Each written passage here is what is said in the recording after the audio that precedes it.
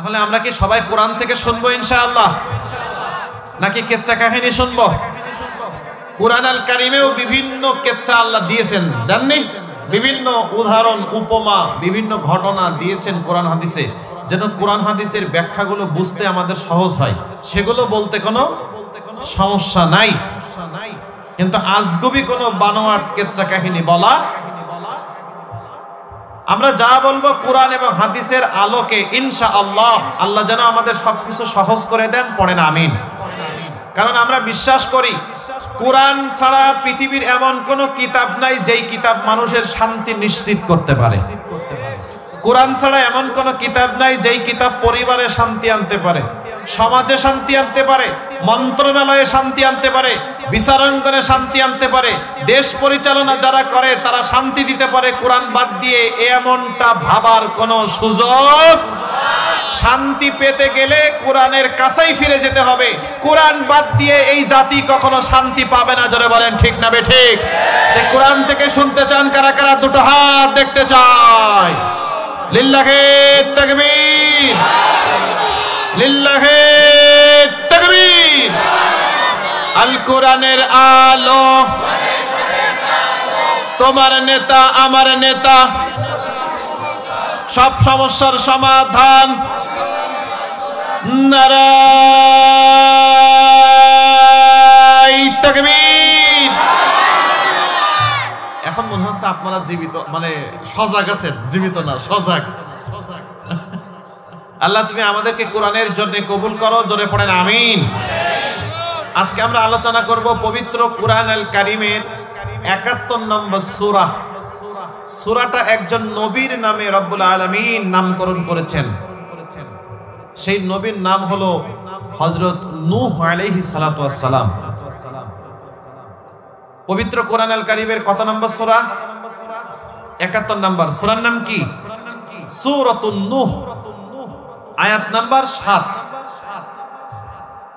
আমাকে একটু বলেন প্রিয় ভাইরা, সূরা নাম্বার কত? সূরার নাম কি? আয়াত নাম্বার কত? আয়াতের সরল অনুবাদ, নূহ আলাইহিস সালাতু ওয়াস সালাম যখন আল্লাহকে বললেন, আল্লাহ আমার কওমের মানুষদেরকে আমি আপনার দিকেই ডেকেছিলাম যেন আপনি তাদেরকে ক্ষমা করে দেন, কিন্তু আমার জাতির লোকেরা আমার কথা শুনলো না। আমার কথা শুনে তারা কানের মধ্যে আঙুল ঢুকিয়ে দিল। তার মানে আল্লাহর নবীর কথা তারা শুনতে চায় না। শুধু কানের মধ্যে আঙুল ঢুকিয়ে দিয়েই তারা ক্ষান্ত হয়নি, তাদের চেহারাগুলোকে তারা কাপড় দ্বারা ঢেকে ফেললো, যেন আল্লাহর নবী তাদেরকে চিনতে পেরে তাদের মাঝে আল্লাহ রাব্বুল আলামিনের দাওয়াত না দিতে পারেন। কানের মধ্যে আঙ্গুল দিয়ে দিল, চেহারাগুলো কাপড় দিয়ে ঢেকে দিল, এবং তারা তাদের এই জায়গায় অনড় এবং অবিচল থাকলো, এবং তারা উদ্যতপূর্ণ অর্থাৎ অহংকারী আচরণ করে চলে গেল। সবাই পড়েন নাউযুবিল্লাহ। এখন সবাই একটু আওয়াজ দিয়ে বলেন তো প্রিয় ভাইরা, তারা যে অহংকার করে চলে গেল, রব্বুল আলামিন তাদেরকে সম্মান দিয়েছেন নাকি ধ্বংস দিয়েছেন? কোন জিনিস দিয়ে আল্লাহ তাদেরকে ধ্বংস করেছেন? প্লাবন দিয়ে ধ্বংস করেছেন, মহাপ্লাবন।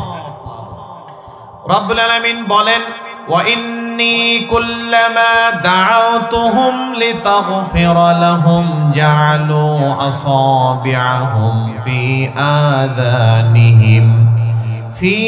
আযানিহিম ওয়াস্তাগশাউ থিয়াবাহুম ওয়া আসররু ওয়াস্তাকবারু ইস্তিকবারা। কথাটা কার? নূহ আলাইহিস সালাতু ওয়াস সালাম বলেন, আল্লাহ আমি যখন আমার কওমের মানুষদেরকে আপনার দিকে ডাকলাম, তারা আপনার দিকে আসতে চায় না। আমি তাদের ডেকেছি এ কারণে যে আপনি যেন তাদেরকে ক্ষমা করে দেন, কিন্তু তারা ক্ষমার পথে আসতে রাজি নাই। আমি যেন তাদের মাঝে দাওয়াত দিতে না পারি, তাদের মাঝে কথা বলতে না পারি, এই জন্য তারা কানের মধ্যে আঙুল ঢুকিয়ে আমার কথাকে প্রত্যাখ্যান করেছে। শুধু তাই না, চলতে ফিরতে যদি আমার সাথে দেখা হয়ে যায়, আমি তো তাদেরকে আপনার দিকে আহ্বান করব, এইটা তারা চায় না। তারা আমার মুখামুখি হতে চায় না, এই কারণে আমাকে দেখলেই তারা তাদের কাপড় দিয়ে মুখমণ্ডলগুলো ঢেকে ফেলে।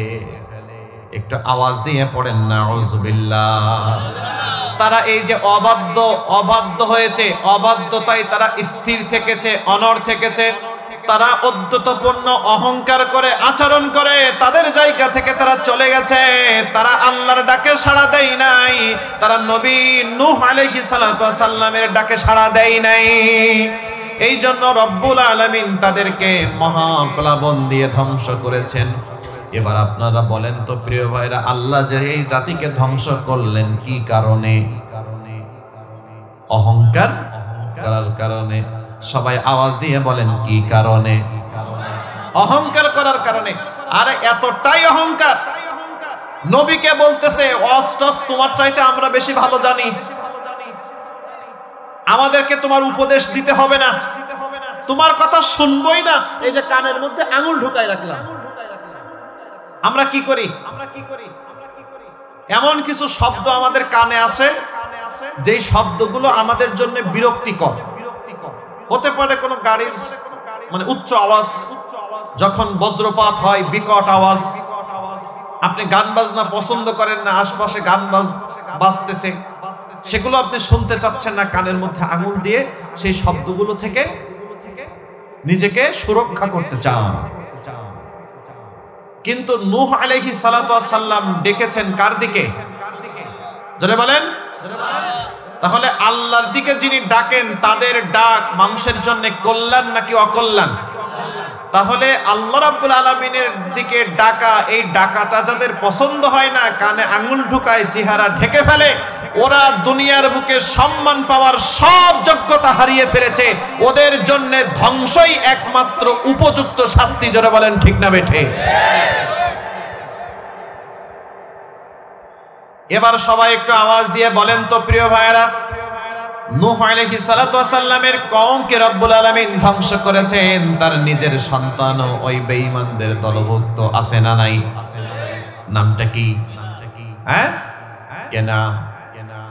আল্লাহর নবী নূহ আলাইহিস সালাতু ওয়াস সালাম বললেন, ও আমার কলিজার টুকরা সন্তান, তুমি ওই অহংকারীদের দলভুক্ত হয়ো না, তুমি ফিরে আসো, আল্লাহ তোমাকে ক্ষমা করে দিবেন। হে আমার কলিজার টুকরা সন্তান, তুমি যদি ফিরে না আসো তাহলে ওই মহাপ্লাবন তোমাকেও কিন্তু গ্রাস করে ধরবে, তোমাকেও কিন্তু ধ্বংস করে দিবে। নূহ আলাইহিস সালাতু ওয়াস সালামের সন্তান কেনান এটা মানতে নারাজ, সে মানতে রাজি না। সে কি বলে জানেন? ও আমার বাবা শোনো, তোমার আল্লাহ যখন প্লাবন দিবে তখন ওই যে পাহাড় দেখা যায়, ওই পাহাড়ের উপরে উঠে আমি যাব, পাহাড়ের উপরে উঠে যাব, তোমার আল্লাহর ওই আযাবের পানি আমাকে গ্রেফতার করতে পারবে না। قال سآوي إلى جبل يعصمني من الماء। আওয়াজ দিয়ে পড়েন নাউযুবিল্লাহ। নবীর সন্তান নবীকে বলতেছে, বাবা তোমার আল্লাহ যখন প্লাবন দিবে, আযাব দিবে, আমি কোথায় উঠে যাব? পাহাড়ের উপরে উঠে যাব, তোমার আল্লাহর পানি আমাকে ধরতে। এখন বলেন তো, ওর মতো বেঈমানকে পাহাড়ের উপরে ধরার ক্ষমতা আল্লাহর আছে না নাই? অহংকার করে ও যদি চৌঠা আসমানে যাওয়ার চিন্তা করে, পারবে? ওখানেও ধরতে পারবেন যিনি, তিনি কে? ও যদি মনে করে অহংকার করে আমি লুকায়িত থাকব, অহংকার করে আমি নিজেকে অন্য জায়গায় লুকিয়ে নেব, অহংকার করে আমি মানুষের ধরাছোঁয়ার বাইরে থাকব, আল্লাহি আল্লাহর কসম, অহংকার করবে যে আল্লাহ রাব্বুল আলামিন তাকেই ধরবে। ও পৃথিবীর যেখানেই থাক না কেন আল্লাহ শাস্তি ওকে পাকড়াও করবে। পৃথিবীর কেউ অহংকার করে বাঁচতে পারবে না, ঠিক না বেঠে? হাদিসের মধ্যে এসেছে রাব্বুল আলামিন বলেন, আল কিবরিয়া ও রিদাই ওয়াল আযমাতু ইজারি ফামান নাযানি আহিদাম মিনহুমা ক্যাযাফতুহু ফিন-নার।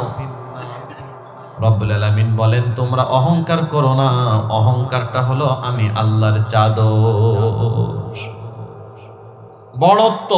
বড়ত্ব, ইজ্জত, সম্মান, এটা হলো আমি আল্লাহর লুঙ্গি।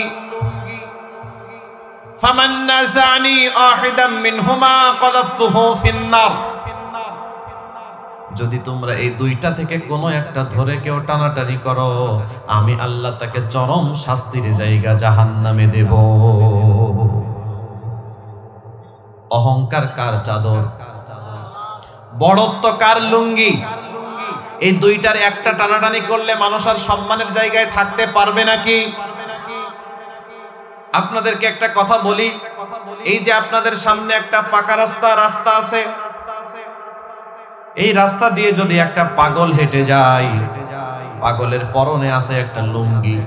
এলাকার কিছু বখাটে পোলাপান দেখেন না, পাগল দেখলেই নাড়ানাড়ি করে, ঢিল মারে, বিভিন্ন রকম কথাবার্তা বলে যেন ও খেপে যায়।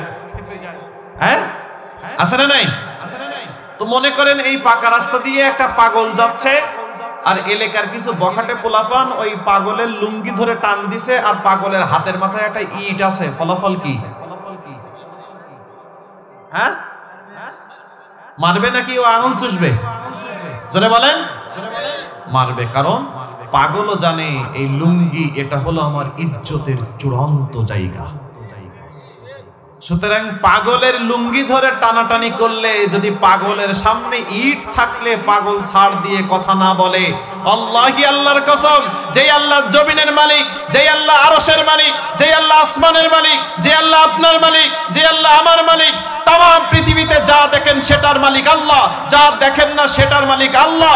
এই বিশাল প্রতাপশালী আল্লাহ রাব্বুল আলামিনের বিরুদ্ধে যদি কেউ অহংকার করে, তার বড়ত্ব ইজ্জত নিয়ে টানাটানি করে, চাদর নিয়ে টানাটানি করে, লুঙ্গি নিয়ে টানাটানি করে, আর যদি সে মনে করে আমি সম্মানের জায়গায় স্থিরভাবে বসে থাকবো, আল্লাহি আল্লাহর কসম, সে কোনোদিন পারবে না। এমন শাস্তি আল্লাহ তাকে দিবে, দুনিয়ার মানুষের সামনে আল্লাহ তাকে হেয় করে মাটির সাথে দাবিয়ে দিবে। চিল্লায় বলেন ঠিক না বেঠে? কত বড় ক্ষমতা আমার হয়েছে যে আমি আল্লাহর ইজ্জত নিয়ে টানাটানি করে ক্ষমতার চেয়ারে বসে থাকবো, সম্মানের চেয়ারে বসে থাকবো। এটা কি ভাবা যায়? পাগলের হাতে ইট আছে, পাগল দাঁড়াই থাকে না, আর আল্লাহর চাদর নিয়ে টান দিচ্ছেন, আল্লাহর লুঙ্গি নিয়ে টান দিচ্ছেন। আল্লাহ কি এত বিশাল ক্ষমতা, সে কি ক্ষমতা নিয়ে কি করবে? আমার কথা কি বোঝা যায় প্রিয় ভাইরা? সুতরাং এই অহংকার আর বড়ত্ব নিয়ে টানাটানি করবে যারা, আল্লাহর সাজার আওতায় পড়বে, তারা কেউ বাঁচাতে পারবে না। তাই সে যে দলের মানুষ হোক, যে মতের মানুষ হোক, আলেম হলে কি, হাজি হলে কি, গাজী হলে কি, রাজনীতিবিদ হলে কি, ব্যবসায়িক হলে কি, অহংকার করবে যে, পতনের মুখামুখি হবে সে। কিন্তু রব্বুল আলামিন তিনি তো দয়াময়, তিনি রহমান, তিনি রহিম। আল্লাহর একটা নিয়ম আছে, নীতি আছে। আল্লাহ একবারে কাউকে ধরে না, একটু সময় দেন। আল্লাহ চান যে আমার বান্দা তো না বুঝে অহংকার করে ফেলেছে, সে যেন তার ভুলটা বুঝতে পেরে আমি আল্লাহর কাছে সিজদা অবনত হয়ে আত্মসমর্পণ করে। কিন্তু অহংকার যারা করে ফেলে, অহংকার করার পরে সেখান থেকে আর তারা ফেরত আসতে ইচ্ছা থাকলেও নারাজ, পারে না। সুযোগ আছে, ইচ্ছা করেই ভালো হতে চায় না। কারণ অহংকারের মধ্যে আছে সম্পদ, অহংকারের মধ্যে আছে অর্থ, অহংকারের মধ্যে আছে ক্ষমতা, অহংকারের মধ্যে আছে তাদের কাছে সম্মান। কিন্তু এই জিনিসগুলো একটাও স্থায়ী নয়, আজ আছে কাল নেই। কিন্তু অহংকারীরা মনে করে আমরা মনে হয় পাইছি আর পাবো, মনে হয় সব আমাদের।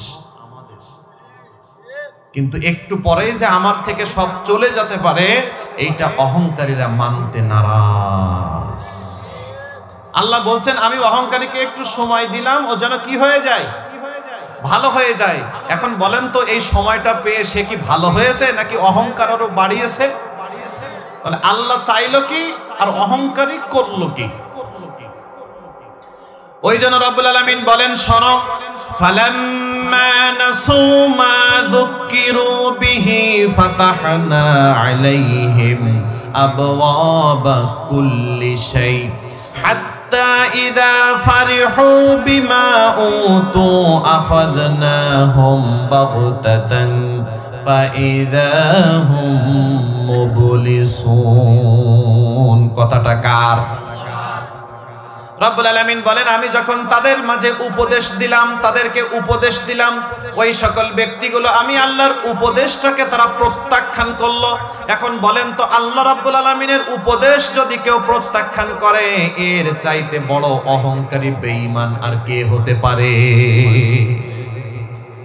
আল্লাহর কথা, আল্লাহর উপদেশ, আল্লাহর আদেশটাকে যারা দম্ভ ভরে অহংকার করে প্রত্যাখ্যান করে, এর চাইতে বেঈমান কি আর কেউ আছে? মাওলানা রায়হান কবির একটা কথা বলেছে, আপনি তোমার কথা আমি শুনি না, মানি না, এটা একরকম। কিন্তু আল্লাহ বলছে বান্দা সোজা হয়ে চলো, আপনি বলতেছেন আমার কি ক্ষমতা কম, আমি কি এত সহজে সোজা হব নাকি? মানে আল্লাহ বললেন সোজা হও, আর আপনি বলতেছেন আমি পারবো না। তাহলে এর চাইতে বড় অহংকার আর কিছু হতে পারে? রব্বুল আলামিন বলেন, আমি যখন তাদেরকে উপদেশ দিলাম তারা প্রত্যাখ্যান করলো, আমি আল্লাহ কি করলাম? আবওয়াবা কুল্লি শাই, আকাশের দরজাগুলো খুলে দিলাম। আকাশের দরজাগুলো খুলে দেওয়ার পরে তাদের অবস্থার উন্নতি হওয়া শুরু করলো। আগে ছিল মেম্বার, এখন হয়েছে এমপি। আগে ছিল চেয়ারম্যান, এখন হয়েছে মন্ত্রী। আগে কেউ সালামও দিত না, কেউ চিনতো না, এখন হলো এলাকার সবচাইতে বড় নেতা। আগে ছিল 10 লাখ টাকার মালিক, এখন হয়েছে 1000 কোটি টাকার মালিক। আগে ছিল একটা বাড়ির মালিক, এখন হয়েছে 10টা বাড়ির মালিক। আগে ছিল 5টা বাড়ির মালিক, এখন শত শত বাড়ির মালিক আছে না নাই? রব্বুল আলামিন বলেন, ওরা যখন আমার উপদেশটাকে প্রত্যাখ্যান করলো, আমি রব্বুল আলামিন তাদের জন্য আকাশের দরজাগুলো খুলে দিলাম, তাদের অবস্থার উন্নতি হওয়া শুরু করলো। ওই ব্যক্তি মনে করলো সম্পদও বাড়ে, ক্ষমতাও বাড়ে, সম্পদও বাড়ে, ক্ষমতাও বাড়ে। একটু বলেন তো, যার সম্পদও বাড়ে, ক্ষমতাও বাড়ে, তার অহংকার কি আর ঠেকানো যায়? সম্পদ আর ক্ষমতা দুইটা যদি এক সমান হারে বাড়তে থাকে, দেখবেন এই ব্যক্তি মনে করবে যে আমার পাটা মাটিতে না ফেলে যদি চলতে পারতাম তাহলে একটু জানে শান্তি পাইতাম। অহংকারের অহংকার, অহংকার। আল্লাহ বললেন আমি সময় দিলাম। প্রিয় ভাইরা, আমি বলছি কার কথা? আল্লাহ বললেন আমি সময় দিলাম, ও মানলো না। আকাশের দরজাগুলো আমি আল্লাহ খুলে দিলাম, ওর অবস্থার উন্নতি হয়ে গেল। এখন এইগুলা পেয়ে তার হাসি, তার উল্লাস, তার আনন্দ দেখে কে মনে করতেছে পাইছি আর পাবো। 100 কিলোমিটার গতি, 100 কিলোমিটার বেগে তার অহংকার বাড়তে থাকে, বাড়তে থাকে। আল্লাহ চাইছে ও যেন ভালো হয়, আর ও মনে করতেছে পাইছি আর পাবো। ঠিক না ঠিক? আরে ভাই, এমপি হইছি আর হব, সুতরাং এই 5 বছরে যা গুছাবার গুছাই নাও, যেন 14 পুরুষ বসে বসে খাইতে পারে। আল্লাহ চাইছিল ও ভালো হয়ে যাক, আর ও চিন্তা করতেছে আমার 14 পুরুষ যেন খাইতে পারে। যারা বলেন ঠিক না ঠিক? রব্বুল আলামিন বলেন আমি উপদেশ দিলাম, ও প্রত্যাখ্যান করলো। আমি আল্লাহ আকাশের দরজা খুলে দিলাম, ওর অবস্থার উন্নতি হওয়া শুরু করলো। ও ক্ষমতার মালিক হলো, প্রতিপত্তির মালিক হলো, সম্পদের মালিক হলো। এগুলো পেয়ে আনন্দ উল্লাসে যখন ফেটে পড়েছে, তখন আমি আল্লাহ আর সহ্য করি নাই। আখাযনাহুম বাগতাতান ফাইযা হুম মুবলিসুন। আমি এই অহংকারের জায়গা থেকে এমন ভাবে গ্রেফতার করেছি, পৃথিবীর কোন দাদা বাবু তাদেরকে বাঁচাতে পারবে না। জোরে বলেন ঠিক না ঠিক? যখন তারা আনন্দ উল্লাসে ফেটে পড়েছে, আমি আল্লাহ এই মুহূর্তে ওকে এমন ধরেছি, আমার হাত থেকে আর কেউ বাঁচাতে পারবে না। ক্ষমতাও আছে, টাকাও আছে। এখন সভাপতি সাহেব বলেন তো, তার আনন্দ কি আর ঠেকায় রাখা যায়? আগে এর বাড়ি থেকে হাওলাত করে, এরপরে মনে করেন চেয়ে চেয়ে খাইতো। চেয়ে খাওয়া মানুষটা যদি শত শত কোটি টাকার মালিক হয়, তার দাপট কি আর ঠেকায় রাখা যায়? এখন গাড়ি, বাড়ি, বিল্ডিং, তিনি এখন আর যে সে জায়গায় বসে খাবার খাইতে পারেন। 5 স্টার হোটেলে ছাড়া তার আর খাবার জোটে না, খাবার খাইতে পারে না। কি অবস্থার উন্নতি হয়েছে, ও তো বিশাল খুশি। আল্লাহ বলেন তুই না খুশি? তোর তো এখনই ধরবো আমি আল্লাহ, এখনই ধরার সময় হয়ে গেছে। আখাযনাহুম আখাযনাহুম বাগতাতান ফাইদা হুম মুবলিসুন। রব্বুল আলামিন বলেন আমি যখন ওকে ধরলাম ও এবার আফসোস করতেছে, আল্লাহ কি করলাম, এটা করা ঠিক হয়নি। যদি অপরকে বাড়ি ছাড়া না করতাম, অপরকে ব্যবসা ছাড়া না করতাম, অপরকে চাকরি ছাড়া না করতাম, আল্লাহ তাহলে আজকের এই বিষণ্ণ জীবন আমার পার করতে হতো না। আল্লাহ ধরার পরে আফসোস, কিন্তু ধরার আগে একটা বারও আর মনে হয়নি যে আমারে বাড়ানি বেশি দিন থাকবে না। আমি কি আপনাদেরকে কষ্ট দিয়ে ফেলছি প্রিয় ভাইরা? কথা যা হবে কোরআন থেকে হবে ইনশাআল্লাহ। যদি 10 জন ব্যক্তি থাকেন তাও কোরআন থেকে হবে, এতটুকু গ্যারান্টি দিয়ে বললাম ইনশাআল্লাহ। প্রত্যেকটা কথা বোঝার চেষ্টা করবেন, প্রত্যেকটা কথা বোঝার চেষ্টা করবেন। সম্মানিত সুধী, আপনাদেরকে একটা কথা বলি শোনেন। যখন দেখবেন যে আল্লাহ রাব্বুল আলামিনের সাথে নাফরমানি করে সম্পদের মালিক হয় আর ক্ষমতার মালিক হয়, আনন্দ উল্লাসে ফেটে পড়ে, আপনি বুঝবেন আল্লাহ একে খুব তাড়াতাড়ি ধরবে, ওর কোনো বাপ বাঁচাতে পারবে না। আল্লাহ রাব্বুল আলামিন বলছেন শোনো, কাফের বেঈমানদের সম্পদ দেখে যেন তোমরা আবার মন খারাপ করিও না, কারণ ওই সম্পদ আমি আল্লাহ ওদেরকে ধ্বংস করার জন্য দিয়েছি। ওটা নিয়ামতের সম্পদ নয়, ওটা আমি আল্লাহ ধ্বংস করব তাই ওকে দিয়েছি। আমরা অনেকেই বলি না, আমি নামাজ পড়ি, রোজা রাখি, হজ করি, যাকাত দেই, তাহাজ্জুদ পড়ি, দান সাদকা করি, আল্লাহ আমার মোটেও রহমত বরকত দেয় না। ও বেঈমান, নামাজ নেই, রোজা নেই, আল্লাহ নেই, রাসূল নেই, ওর একতলার পরে আরেকতলা, আরেকতলার উপরে আরেকতলা, আল্লাহ কি সব ওকে দেয়? আমার কি আল্লাহ চোখেই দেখে না? আফসোস আছে না নাই? তাই আল্লাহ বলে দিয়েছে শোনো, তোমরা যারা ঈমানদার, তোমরা যারা মুত্তাকি, ওই বেঈমানের সম্পদ দেখে আফসোস করো না। কয়েকদিন পরেই দেখবা ওর বিল্ডিংটা একেবারে ধুলায় ধূসরিত হয়ে জীর্ণশীর্ণ হয়ে পড়ে আছে, আবাদ করার কেউ নেই। কারণ অহংকার যারা করবে তাদের আনন্দ উল্লাস হাসি তামাশা এটা হলো স্থায়ী নয়, ক্ষণস্থায়ী। আজ আছে, জোরে বলেন, আজ আছে কাল নাই, কাল আছে পশু নাই।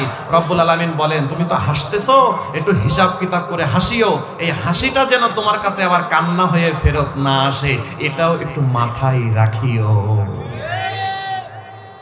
রব্বুল আলামিন বলেন ফালইয়াদহাকু ক্বালিলান ওয়ালইয়াবকু কাসীরা জাযাআন বিমা কানু ইয়াকসিবুন। কথাটা কার?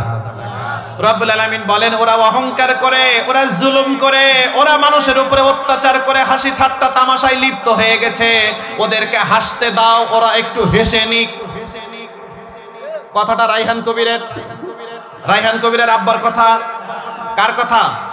ফালইয়াদহাকু ক্বালিলা, ওরা হাসতেছে তো ওরা হাসতে দাও, আনন্দ করতেছে তো করতে দাও, উল্লাস করতেছে তো করতে দাও, মানুষকে জেলে দিয়ে হাসতে দাও, মানুষের নামে মামলা দিয়ে অহংকারীরা হাসতে দাও, মানুষকে বিপদে ফেলে হাসতে দাও, মানুষকে অন্যায়ভাবে নিরীহভাবে পিটিয়ে মেরে লাশের উপরে দাঁড়িয়ে নৃত্য করে আনন্দ করে করতে দাও। এই হাসি অতি দ্রুত তার জন্য কান্না হয়ে ফেরত আসবে, ঠিক না বেটে?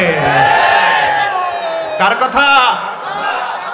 ফালইয়াদহাকু ক্বালিলা, ও একটু হেসে নিক, ওয়ালইয়াবকু কাসীরা, অতি দ্রুতই তাকে কাঁদতে হবে। এটা আমার কথা না, এটা আল্লাহর কথা।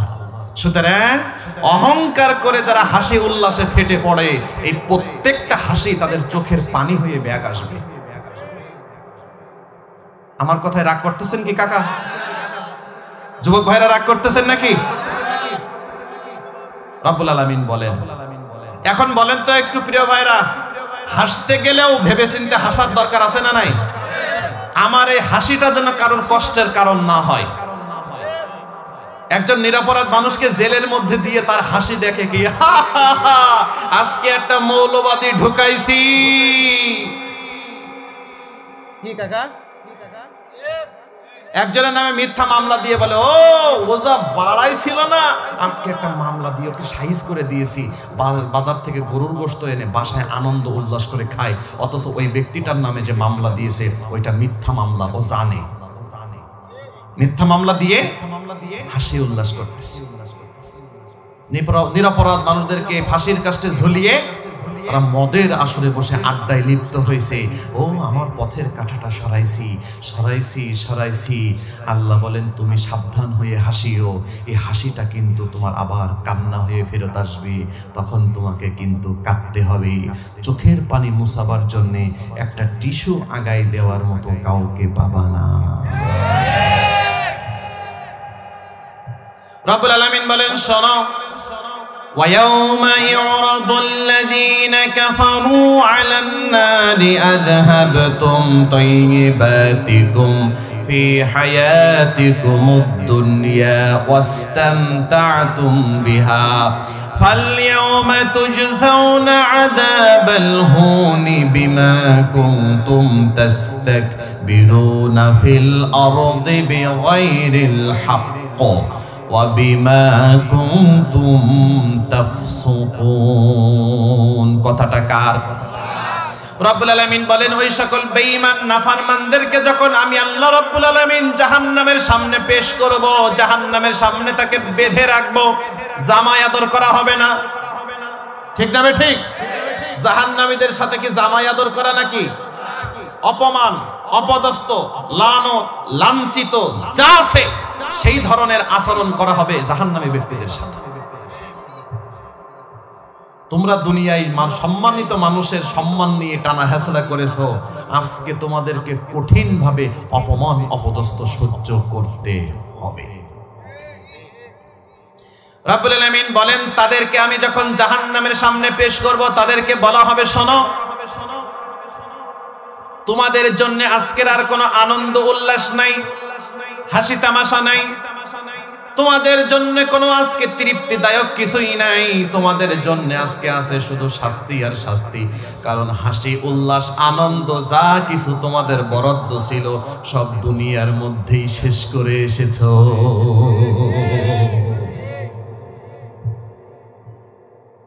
দুনিয়াতে হেসেছো, উল্লাস করেছো, আনন্দ করেছো, মানুষকে বিপদে রেখে তামাশা দেখেছো, অহংকার করে মনে করেছো আমি মানুষ আর কেউ মানুষই না। তোমরা পাখির সাথে যে আচরণ করে মানুষ তার চাইতে জঘন্য আচরণ করেছো অহংকার করে নিরীহ মানুষের সাথে।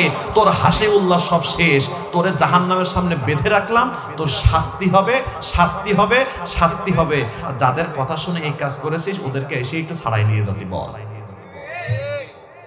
যে আমার সামনে এসে কথা কি বলে? আল্লাহর সামনে দাঁড়ায় কথা বলা যাবে তো নাকি? কেন? আপনার না ক্ষমতা আছে, অহংকার আছে, একটা ফোন দিলেই হা না, না হা আছে না নাই? একটা ফোন দিলেই ওসি সাহেব তখন সার করে কুল পায় না। আমি জীবনে যা ভুল করেছি সবচেয়ে বড় ভুল আজকে একে ধরে নিয়ে আসা, কারণ ও এক নেতার ছেলে, ও মদ খাইছে না তো ফোন করে বলবে মদটাকে লিখে দাও, স্পিরিট খাইছে। কি খাইছে? যারা বলেন কি খাইছে? মানুষ হত্যা করেছে, ওটা একটু এফআইআর লিখে দাও যে ওটা একটা দুর্ঘটনা, গাড়ি চাপা পড়ে মারা গেছে। একটা ফোনেই না বহুত কিছু হয়ে যায়। প্রিয় ভাইরা, আমার কথা শুনে মনে হয় আপনারা রাগ করতেছেন মনে হয়। একটা ফোনে কি বহুত কিছু হয়ে যায় না? নাটা হা আর হাটা না। এখন বলেন তো আল্লাহর সামনে দাঁড়িয়ে যখন আপনার নেতাকর্মী আল্লাহর আসামি হয়ে ধরা পড়বে, আল্লাহ বেঁধে রাখবে, জাহান্নামের সামনে উপস্থিত করবে, ওই সময় কি বলা যাবে আল্লাহ তো আমার দলের লোক, একটু ছেড়ে দাও? পারবেন? যারা বলেন পারবেন? নেতা তো নেতার জন্য অস্থির হয়ে যাচ্ছে যে আমার মাইর ঠেকাবো কিভাবে, আমি এই চিন্তায় ব্যস্ত আছি। রব্বুল আলামিন বলেন তোমাদের জন্য হাসি নাই, আনন্দ নাই, উল্লাস নাই, যেটা আসে সেটা হলো শুধু শাস্তি আর শাস্তি। কারণ দুনিয়ার বুকে এমন জঘন্য দুইটা অপরাধ তোমরা করেছিলে, তার মধ্যে একটা হলো তোমরা অহংকার করে জীবন পরিচালনা করেছিলে, আর একটা হলো আমি রব্বুল আলামিনের পক্ষ থেকে সত্য বিধান, সত্য দিন, সত্য ইসলাম আসার পরেও সেটা তোমরা দম্ভ ভরে অহংকার করে নাফরমানির পথ বেছে নিয়েছিলে, অহংকার করে চলেছ। আমি আল্লাহ রাব্বুল আলামিনের সত্য জিনিসটাকে মিথ্যায় রূপান্তরিত করেছো, নিজে তো মানোনি, আবার সেটাকে মিথ্যা প্রমাণ করার চেষ্টা করেছো। তুমি এত বড় অহংকারের অহংকারী।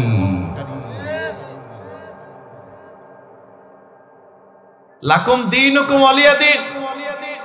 আল্লাহ বলতেছে ধর্ম যার উৎসব তার, ধর্ম যার, ইবাদত তার। আর আমরা কি বলতেছি জানেন? মানুষকে কয়েকটা ভোটের জন্য, মানুষের মন জোগাওয়ার জন্য, আরে লাকুম দীনুকুম ওয়ালিয়া দ্বীন। ধর্ম যার যার, উৎসব জোরে বলেন, আরো জোরে বলেন। আল্লাহি, আল্লাহর কসম, যার ধর্ম তার। ধর্ম কেন্দ্রিক, ইবাদত কেন্দ্রিক কোন উৎসব একজন আরেকজনেরটা হতে পারে না। এই জিনিসটাকেও আবার বিভিন্ন ভাবে রং চং মাখিয়ে বৈধতা দেওয়ার চেষ্টাও করা হয়েছে, শুধুমাত্র একটা গোষ্ঠীকে খুশি করার জন্য। ইসলামী ভাবধারা, ইসলামী নিয়ম নীতির বাইরে অবস্থান করেছে। সবাই বলেন তো, সত্যটা জানার পরে সত্যটা প্রত্যাখ্যান করার মতন মানুষ আছে না নাই? এটা অহংকারী ছোটখাটো নাকি বড় মাপের অহংকারী? জোরে বলেন, বড় মাপের অহংকারী। রব্বুল আলামিন বলেন, শোনো শোনো শোনো, ক্ষমতা পেয়েছো, টাকা পয়সা আছে, প্রতিপত্তি আছে, এইগুলা পেয়ে তোমরা দুনিয়াতে অহংকারী হয়ো না।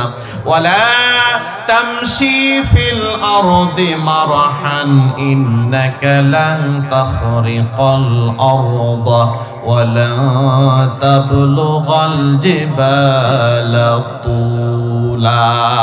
কথাটা কার? লা তামশি ফিল আরদি মারহান, তোমরা জমিনের বুকে অহংকার করে পা ফেলো না, অহংকারের সাথে সামনের পদক্ষেপ নিও না। জমিনের বুকে তোমরা অহংকার করে চলো না। আপনি যদি মনে করেন আমার দাপট আছে, অহংকার আছে, ক্ষমতা আছে, শক্তি আছে, আমার শক্তি বলে, অহংকারের বলে মাটিটাকে লাথি মেরে ডাবিয়ে দেব, ফলাফল কি? একটু পরে দেখবেন পা উঠে গেছে কাঁধে, আর মাটি মাটির জায়গায় আছে। যদি বলেন ঠিক না ঠিক? কয় এই জমিনটা হলো আমার। জমিন কার? যদি বলেন জমিন কার?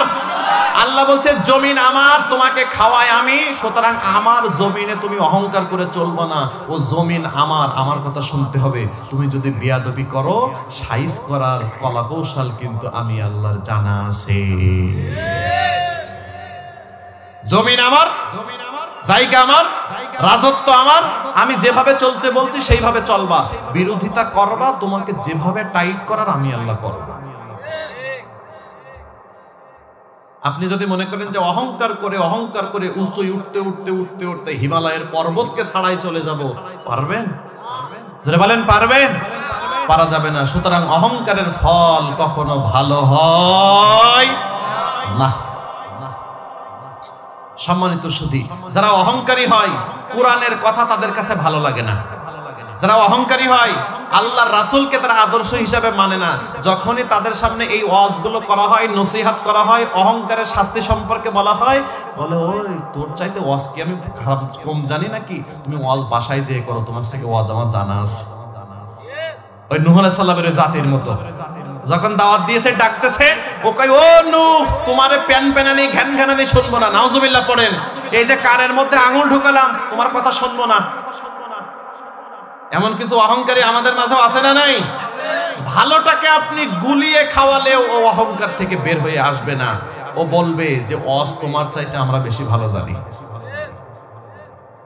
এখন ওই ব্যক্তিদের জন্য কি সম্মান নাকি ধ্বংস? আরো যারা বলেন সম্মান নাকি ধ্বংস? তাহলে বোঝা গেল অহংকার করবে যে ধ্বংসের মুখামুখি হবে সে। তাই নবীর ছেলে হলেও আল্লাহর কাছে ছাড় নেই। জোরে বলেন ঠিক না ঠিক? এবার একটু আওয়াজ দিয়ে বলেন তো, এমন একজন নবী ছিলেন, তার পিতা ছিলেন অহংকারী, অহংকারীর সাথে তার সম্পর্ক, নামটা কি? ছেলে নবী, বাবা অহংকারী, মুশরিক। ইব্রাহিম। জি, কে? ইব্রাহিম আলাইহিস সালাতু ওয়াস সালাম। তার পিতা নামটা কি? সে নিজে অহংকারী এবং অহংকারীর সাথে তার ওঠা বসা চলাফেরা। তার নামটা কি? হ্যাঁ, নমরুদ।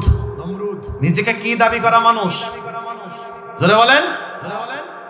তাহলে নিজে অহংকারী, আবার অহংকারীর সাথে তার সম্পর্ক। এবার একটা আওয়াজ দিয়ে বলেন তো, যে অহংকারীদের সাথে যদি আপনার সম্পর্ক থাকে, অহংকারীদের সাথে যদি বন্ধুত্ব থাকে, তারপরেও পাকড়াও করবেন কে? জোরে বলেন কে? সহিহ বুখারীতে এসেছে ইব্রাহিম আলাইহিস সালাতু ওয়াস সালামের সাথে তার পিতার দেখা হয়ে যাবে কিয়ামতের মাঠে। ইব্রাহিম আলাইহিস সালাতু ওয়াস সালাম দেখবেন তার পিতা ধুলাই ধূসরিত, ধুলাবালি মাখা, মলিন চেহারা, উস্কো খুস্কো চুল, দেখলেই মনে হয় পাগলের বেশ ধারণ করেছে। নবীর পিতা। এখন বলেন তো, পিতা তো একটু খারাপ লাগা আছে না নাই?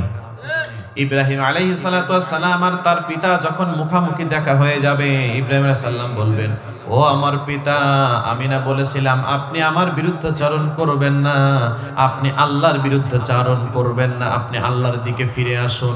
আপনি আমার কথা না শুনে অহংকারের পথ বেছে নিয়েছেন। আজর সেই দিন বলবে ইব্রাহিম আলাইহিস সালাতু ওয়াস সালামের পিতা, ও আমার কলিজার টুকরা সন্তান ইব্রাহিম, তুমি আজকে যা বলবা আমি প্রত্যেকটা কথা শুনবো, তোমার একটা কথার বিরোধিতাও আমি করব না। সোজা হবে ঠিক, কিন্তু যেই দিন সোজা হবে সেই দিন সোজা হয়ে আর লাভ নেই। এ আমার সন্তান, আজকে তুমি যা বলবা সব আমি মেনে নেব, একটাও বিরোধিতা করব না। কারণ ও বেঈমান জানে যে এখানে বিরোধিতা করলে পানিশমেন্ট আছে না নাই? দুনিয়াতে নাই অহংকার করে টিকে থাকা গেছে, এখানে যাবে। ইব্রাহিম আলাইহিস সালাম আল্লাহর কাছে ফরিয়াদ করেন, আল্লাহ, ও আল্লাহ, তুমি না আমাকে বলেছিলে তুমি আমাকে অপমানিত করবে না, কিন্তু আমার বাবার যে হাল হকিকত, এইটার চাইতে অপমানের আমার জন্য আর কি আছে? ছেলে নবী বাবা জাহান্নামী হয়ে যায়, এটা তো খারাপ লাগে নাকি লাগে না? জোরে বলেন, লাগে নাকি লাগে না? আল্লাহ রাব্বুল আলামিনের কাছে যখন তার খলিল ইব্রাহিম আলাইহিস সালাতু ওয়াস সালাম দোয়া করবেন, আল্লাহ রাব্বুল আলামিন বলবেন, ও আমার খলিল ইব্রাহিম, ইন্নী হারামতুল জান্নাতা আলাল কাফিরিন, ও আমার খলিল ইব্রাহিম, আমি তো কাফেরদের জন্য অনেক আগেই জান্নাতটাকে হারাম করে দিয়েছি। ওটা তোমার পিতা হলেও কিছু করার নেই। আপনি কথার ওয়েটটা বুঝতে পারতেছেন? নবীকে বলতেছে তোমার বাবা অহংকারী, তোমার বাবা হলো ইসলাম বিদ্বেষীর সাথে সম্পর্ক, তোমার বাবা কাফের, তোমার বাবা মুশরিক, সুতরাং আমি আল্লাহ বেঈমানদের জন্য, মুশরিকদের জন্য, কাফেরদের জন্য জান্নাত হারাম করে দিয়েছি। এখন তোমার বাবা বলে তো এটা আর একটা আওয়াজ দিয়ে পড়েন আল্লাহু আকবার। একটা জিনিস চিন্তা করেন, অহংকারী হওয়ার কারণে নবীর বাবা হওয়ার পরেও আল্লাহর কাছে ছাড় নেই। আল্লাহ বলবেন, ও আমার খলিল ইব্রাহিম, তুমি তোমার নিচের দিকে তাকাও, পায়ের দিকে তাকাও। ইব্রাহিম আলাইহিস সালাম নিচের দিকে তাকিয়ে দেখবেন আসমকা একটা জন্তু, চার পাওয়ালা একটা জন্তু রক্তাক্ত অবস্থায় ওখানে পড়ে আছে। তার পিতার জায়গায় চার পাওয়ালা একটা জন্তু পড়ে আছে, রক্তাক্ত শরীর। ফেরেশতারা এসে ওই প্রাণীটাকে টানতে টানতে টানতে টানতে জাহান্নামে নিক্ষেপ করবে। নাউজুবিল্লাহ পড়েন প্রিয় ভাইরা, আরো যারা বলেন নাউজুবিল্লাহ। এবার সবাই একটা আওয়াজ দিয়ে বলেন তো প্রিয় ভাইরা, যদি বাবা নবী ছেলে অহংকার হলে আল্লাহ ছাড় না দেয়, যদি ছেলে নবী বাবা অহংকার হয়ে আর অহংকারের সাথে সম্পর্ক করে আল্লাহ রাব্বুল আলামিন সেই অহংকারীকে যদি ছাড় না দেয়, আল্লাহি আল্লাহর কসম, আপনি যেই হন না কেন, যেই দলের নেতা হন, যেই দলের কর্মী হন, আলেম হন, হাজী হন, গাজী হন, পীর হন, আল্লাহি আল্লাহর কসম, অহংকার করলে আল্লাহ কাউকে ছাড় দিবে না, তার সাজা স্বয়ং আল্লাহ দিবে। জোরে বলেন ঠিক না বেঠে? যদি কোনো পীর সাহেব অহংকার করে আর যদি আল্লাহর কাছে তওবা করে ফিরে না আসে, ওই পীর সাহেবকেও সাইজ করবে স্বয়ং আল্লাহ। আমার কথা রাগ করতেছেন প্রিয় ভাইরা? সবাই একটা আওয়াজ দিয়ে বলেন তো প্রিয় ভাইরা, জামাতে ইসলাম করে কিন্তু অহংকারী, ও বেঈমানের শাস্তি দেবে কে? বিএনপি করে অহংকারী, শাস্তি কার? আওয়ামী লীগ করে অহংকারী, জাতীয় পার্টি করে অহংকারী, মাওলানা আলেম অহংকারী, পীর সাহেব অহংকারী, রিকশা চালক অহংকারী, দিনমজুর খেটে খায় কৃষক মানুষ অহংকারী, শাস্তি দিবেন কে? আল্লাহর কাছে দল, কোন দল করো, কি করো, আলেম না জালেম, ওইটা দেখার বিষয় নয়।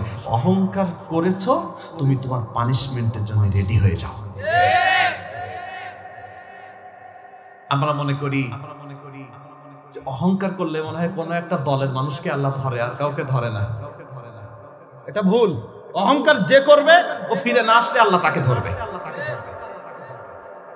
আমার কথা কি বোঝা যায় প্রিয় ভাইয়েরা? সুতরাং আমাদের আলোচনা কারোর বিরুদ্ধে নয়, কোনো দলের বিরুদ্ধে নয়, কোনো ব্যক্তির বিরুদ্ধে নয়, আমাদের আলোচনা হলো অহংকারের বিরুদ্ধে। এখন আপনি অহংকার করলে আপনার একটু খারাপ লাগবে, আর অহংকার না করলে ভালোই লাগবে, ঠিক না ভাই? ঠিক। এখন বলেন তো, আপনি বাজারে ঘুরতে গেছেন, আপনার একটু অ্যালার্জির সমস্যা আছে, দূর থেকে দেখতেছেন একজন ব্যক্তি এত সুন্দর সুন্দর বেগুন বিক্রি করতেছে, চেহারা দেখলেই বেগুনের প্রেমে পড়ে যাইতে মনে চাই, কিন্তু বেগুন দেখেই তো আপনার চুলকানি শুরু হয়ে গেছে। এখন বেগুনের দোষটা কি? বেগুন দেখলে চুলকায় আপনার, এখন বেগুনের অপরাধ কি? বেগুন কিন্তু তার নিজ গতিতে, নিজ সম্মানের জায়গায় সেই স্থির, সে কিন্তু সমান হারে 150 টাকা কেজিতে বিক্রি হচ্ছে। আপনার নাই চুলকায়, কিন্তু যাদের চুলকায় না তারা কিন্তু আনন্দের সাথে সাথে ওই বেগুনগুলো বেছে বেছে নিয়ে চলে যাচ্ছে। বেগুন দেখলে আপনার চুলকায় দেখে বেগুনের দাম 150 টাকা থেকে 33 টাকা কেজি হবে না। যদি বলেন ঠিক না বে ঠিক? এখন অহংকার, অহংকার কোরআন অহংকারের বিরুদ্ধে আল্লাহ বলেছে, অহংকারের বিরুদ্ধে রাসূল বলেছে। এইটা দেখে শুনে বুঝে যদি আপনার মন খারাপ হয়, আল্লাহকে আল্লাহর কসম, কোরআনের মান মর্যাদা কমবে না, আল্লাহর মান মর্যাদা কমবে না, আল্লাহ রাসূলের মান মর্যাদা কমবে না। অন্তরে কষ্ট লাগলে কপাল আপনার আর আমারই পড়বে, আল্লাহ আর রাসূলের কিছুই হবে না। সুতরাং যদি আপনি আপনার ভুল বুঝতে পারে ফিরে আসতে পারেন, তাহলে তো কপালটা ভালো। আর যদি ফিরে আসতে না পারি, তাহলে ওই বেঈমানদের যে অবস্থা হয়েছে আমাদেরও সেই অবস্থা হবে। আল্লাহ ওই অহংকারীদের বেঁধে রাখছে কোথায়? যারা বলেন জাহান্নামের সামনে ওদের বেঁধে রাখছে। এবার রব্বুল আলামিন ফেরেশতাদেরকে ডাক দিয়ে বলবেন, শোনো, উহশুরুল্লাযীনা যালামু ওয়া আযওয়াজাহুম ওয়া মা কানু ইয়াবুদুন মিন দুনিল্লাহি ফাহদুহুম ইলা সিরাতিল জাহিম। রব্বুল আলামিন বলেন, শোনো, ওই যে অহংকারী জালেমগুলো আছে ওদেরকে একত্রিত করো, ফাহদুহুম ইলা সিরাতিল জাহিম, এবার ওদেরকে জাহান্নামে নিক্ষেপ করো। আরো জোরে বলেন, আরো জোরে বলেন। আল্লাহ রাব্বুল আলামিনের আদেশ পেয়ে ওই সকল অহংকারী জালেমদেরকে ফেরেশতারা একত্রিত করে জাহান্নামের দিকে নিয়ে যাবে। কিছু দূর দূরে যাওয়ার পরে রব্বুল আলামিন এবার বলবেন, ও ফেরেশতারা শোনো, ওয়াকিফুহুম ইন্নাহুম মাসউলুন। চিৎকার দিয়ে বলেন আল্লাহু আকবার। কিছুই গোপন নাই। ওই অহংকারী জালেমদের নিয়ে যখন ফেরেশতারা জাহান্নামে যাবে, রব্বুল আলামিন ফেরেশতাদেরকে বলবে, ও ফেরেশতারা দাঁড়াও, ওই অহংকারী জালেমদের কাছে আমি একটা প্রশ্ন জিজ্ঞাসা করব। প্রশ্ন করবেন কে? কাদের কাছে? অহংকারী জালেমদের কাছে। কে প্রশ্ন করবেন? দাঁড়াও, প্রশ্ন করব। ফেরেশতারা দাঁড়িয়ে যাবে। রব্বুল আলামিন এবার তাদেরকে বলবে, আচ্ছা তোমরা তো সবাই অহংকারী, সবাই তো জালেম, এই যে নেতা আছে, কর্মী আছে, নেত্রী আছে, অনুরাগী আছে, সমর্থক আছে, সবাই তো একসাথে জাহান্নামে যাচ্ছ, মা লাকুম লা তানাসরুন, কিন্তু একজন আর একজনের সহযোগিতা করো না কেন তোমরা? দাঁড় করাই প্রশ্ন করবে কে? হ্যাঁ, দাদাও যাই, তারপরে নাতি ছেলেও যাই, ছেলেও যাই, নেতাও যাই, কর্মীও যাই, নেতার অনুসারীরাও যাই, আবার নেতাদের যারা জুলুম করার জন্য টাকা সাপ্লাই দেয় ও বেঈমানগুলোও যায়। আল্লাহ একজনকে আর একজনকে জিজ্ঞাসা করতেছে, আচ্ছা সব তো দলবল বেঁধে জাহান্নামে যাচ্ছ, মা লাকুম লা তানাসরুন, সাহায্য করো না কেন? বাঁচাও, ওনা তোমার নেতা, ওনা বড় অহংকারী, তোমাকে রাতের বেলা একটা ফোন দিয়েছে, এই তুই কই? নেতাজি আমি তো ঘুমাই। কিসের ঘুমট? নেতা উঠে এখন কি করব? রাস্তার মাথায় পুলিশ দাঁড়ায় আছে, অমুকের বাড়িটা চিনতে পারতেছে না, জেনাই দে ওঠ। এবার কর্মী লাভ দিয়ে উঠেছে, আল্লাহ আমার নেতার ফোন আমার কাছে, আর নেতা রাত 3টার সময় আমাকে একটা কাজ দিয়েছে, এই কাজটা না করতে পারলে তো নেতার চোখের সামনে আমি বড় হতে পারবো না। কাঁথা কম্বলের শেষ নেই, কোন রকম লুঙ্গিটা একটু বেঁধেই তো, স্যার আসেন আসেন আসেন, এই পাশতে আসেন, এই গলিতে আসেন, ওই যে বাড়িও শুই আছে ওখানে বাড়ি নেই, ওই টোঙে থাকে, টোঙে চলেন। আপনি আস্তে করে জেরে ধরাই দিলেন, ধরাই দিয়ে আপনার মনে কত আনন্দ। আনন্দ কিসের বলেন তো? আমার নেতার নজর পড়েছে আমার দিকে, নেতার ফোন এসেছে আমার ফোনে, আমার আর পদ পদবি ঠেকাই কে। এই আনন্দে রাতের বেলা কোনো ঘুমই নেই। পরের দিন সকালবেলা আনন্দ করতে করতে একটা প্রেসে যে বিশাল বড় এক লিফলেট বানিয়ে, অমুক নেতার সালাম নিন, সৌজন্যে অমুক হোসেন, এক ফোনে কর্মী বা শিশু গাছের মাথায়। আপনাদের এলাকায় মোটেও নাই। এক ফোনে কোথায়? যারা বলেন এক ফোনে কোথায়? অথচ আল্লাহি আল্লাহর কসম, আপনি একটা বারও চিন্তা করেননি যেই ব্যক্তিকে আমি ধরাই দিচ্ছি সেই ব্যক্তি অপরাধী নাকি অপরাধী না। আপনার নেতা আদেশ করেছে, ওটাই আপনার কাছে মনে হয় একেবারে কি কাজ? পুণ্যের কাজ। যারা বলেন তো প্রিয় ভাইরা, এমন অহংকারী ব্যক্তি আছে না নাই? আর যারা বলেন আছে না নাই? মেম্বার সাহেবের মোটরসাইকেল চালায়, ওই অহংকারীর দাপটে আর এলাকায় পা রাখা যায় না। আমার কথা মনে হয় আপনাদের কাছে খারাপ লাগতেছে প্রিয় ভাইরা। আল্লাহি আল্লাহর কসম, আমরা কোন ব্যক্তির নাম বলছি বলেন? কোন দলের নাম বলেছি? কোন মতাদর্শের মানুষের নাম বলেছি? আমাদের আগেই বলেছি আমাদের আলোচনা হবে অহংকারের বিরুদ্ধে। আমরা অন্যকে নিয়ে ঢালাফাসা নয়, আমরা ওইটাই সমাধান করতে চাই যেটা রাসূল বলেছেন, আল কাইয়িসু মান দানা নাফসাহু ওয়া আমিলা লিমা বাদাল মাউত। অন্যের সমালোচনা নয়, অন্যের সমালোচনা নয়। যেই ব্যক্তির মধ্যে অপরাধ আছে, ভুল আছে, ত্রুটি আছে, সে নিজে সেগুলো খুঁজে খুঁজে বের করে নিজে সংশোধন হয়ে যায় আর মৃত্যুর পরবর্তী জীবন সম্পর্কে একটু চিন্তা ভাবনা করে। আল্লাহর রাসূল বলেন ওই ব্যক্তিই হলো বুদ্ধিমান। আমরা কাউকে জাহান্নামী বানাতে আসিনি, আমরা এসেছি আত্মসমালোচনা করতে, অহংকারের বিরুদ্ধে আলোচনা করতে। তো অহংকার যদি আমার মধ্যে থাকে, আজকেই তওবা করে যেতে হবে, এটাই হলো আমাদের সিদ্ধান্ত।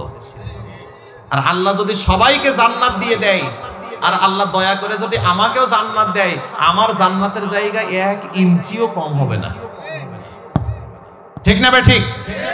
সবাই বলেন তো রব্বুল আলামিন সব শেষে যাকে জান্নাত দিবেন তার জান্নাতটা কত বড় হবে কেউ কি বলতে পারেন নাকি? হ্যাঁ, শুকরিয়া, ওনার কথা ঠিক আছে। আল্লাহর হাবিব বলেন ফা ইন্না লাকা মিথলাদ দুনিয়া ওয়া আশরা আমসালিহা। আল্লাহ রাব্বুল আলামিন সব শেষে যাকে জান্নাত দিবেন তারপরে আর কাউকে জান্নাত দেওয়া হবে না। বিশ্বনবী বলেন ওই ব্যক্তিটার জান্নাত হবে 10 দুনিয়া সমান করলে যত বড়, ওই ব্যক্তি জান্নাতে জায়গা পাবে অত বড়। সবাই আওয়াজ দিয়ে পড়েন সুবহানাল্লাহ। এবার বলেন তো আল্লাহ যদি সবাইকে জান্নাত দেয় আর দয়া করে আমাকেও দেয়, তা আমার জায়গা কি কম পড়বে? তো আপনাকে আমি কি জাহান্নামে বানানোর কন্ট্রাক্ট নিয়েছি নাকি? আমরা সবাই নিজেদেরকে পরিশুদ্ধ করে ইমানের রঙে রাঙিয়ে ওই জান্নাতের মেহমান হয়ে যাই, এইটাই তো আমাদের উদ্দেশ্য। ঠিক না ভাই? ঠিক। সম্মানিত সুধী, কোথায় রাখছিলাম বলেন তো এবার? এখন কিন্তু বিশাল বড় নেতা হয়ে গেছে একটা ফোনে। জোরে বলেন ঠিক না ভাই? ঠিক। তার মানে কর্মী খুশি তার নেতার ফোন পেয়ে, অথচ ওই কর্মীকে রব্বুল আলামিন কিয়ামতের দিন বলবে, এই তোর নেতার এক ফোনে উঠেই তুমি দৌড় দিয়ে নিরাপরাধ মানুষকে অহংকার করে ধরাই দিছো, তো তোমার ওই নেতা তো আজকে দলবল বেঁধে জাহান্নামে যায়, তো তুই বাঁচা। মা লাকুম লা তানাসুরুন, সাহায্য কর। আল্লাহু আকবার পড়তে মনে চায় না ভাইরা? সবকিছু কোরআনে আছে না নাই? তোমার নেতার একটা ফোন পেয়েই তোমার দুনিয়া ওলটপালট হয়ে গেছে, তো তোমার চোখের সামনে তোমার নেতাকে জাহান্নামে নিয়ে যাওয়া হচ্ছে, তুমি বাঁচাও। আল্লাহু আকবার পড়েন, আরো জোরে বলেন আল্লাহু আকবার। এখন বলেন তো আল্লাহর সামনে দাঁড়িয়ে কথা বলার সাহস আছে? আছে? জোরে বলেন আছে? সুপারিশ করার সক্ষমতা আছে? তুমি আমি তো কত ছোট ছোট অহংকারী, তোমার চাইতে বড় বড় অহংকারীরা রয়েছে। ইয়া নাফসি ইয়া নাফসি ইয়া নাফসি, এমন কি নবীরা পর্যন্ত ইয়া নাফসি ইয়া নাফসি ইয়া নাফসি। ইয়াউমাইযি ইয়াত্তাবিউনা আদ-দাঈয়া লা ইওয়াজা লাহু ওয়া খাশাআতিল আসওয়াতু লির-রাহমান ফালা তাসমাউ ইল্লা হামসা। বান্দাগুলো নির্বাক হয়ে যাবে, হতবাক হয়ে যাবে। কিয়ামত দেখার সাথে সাথে কলিজাটা গলার কাছে চলে আসবে। আল্লাহু আকবার। সুম্মা নুফিখা ফীহি উখরা ফাইযা হুম কিয়ামুন ইয়ানজুরুন। কিয়ামত দেখার সাথে সাথে বান্দাগুলো নির্বাক হয়ে দাঁড়িয়ে যাবে। ফাইযা হুম কিয়ামুন ইয়ানজুরুন, বান্দাগুলো দাঁড়িয়ে গেছে নির্বাক হয়ে, হতবাক হয়ে। কিয়ামতটা দেখার সাথে সাথে যার চুলগুলো দাড়িগুলো কাঁচা ছিল, কিয়ামত দেখার সাথে সাথে টেনশনে টেনশনে চুল দাড়িগুলো পেকে গেছে। দুগ্ধ পান করা অবস্থায় মা তার শিশুকে নিয়ে কিয়ামতের ময়দানে উঠেছে।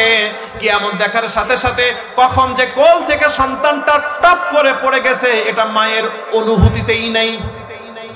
আল্লাহু আকবার বলেন ভাইরা। বান্দাগুলো নির্বাক, হতবাক হয়ে গেছে। যে যার মতো যে যার মতো যে যার মতো। নবীরা পর্যন্ত বলতেছে ইয়া নাফসি ইয়া নাফসি ইয়া নাফসি ইয়া নাফসি। নবীরা যেখানে ইয়া নাফসি বলে, আপনার অহংকারী নেতার তখন খোঁজ কি?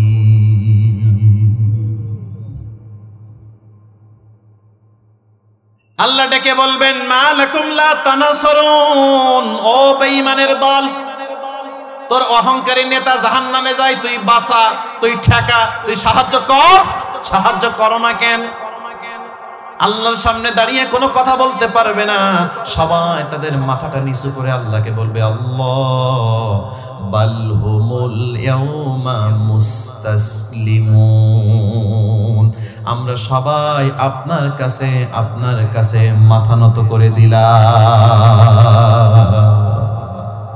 সব অহংকার শেষ। বাল হুমুল ইয়াউমা মুস্তাসলিমুন, আল্লাহ আমরা আপনার সামনে আপনার কাছে আত্মসমর্পণ করলাম।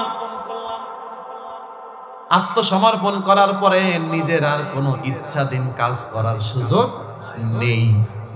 কিয়ামতের ময়দানে এমনি তো আপনার নিজের ইচ্ছায় কাজ করার কোনো সুযোগ নেই।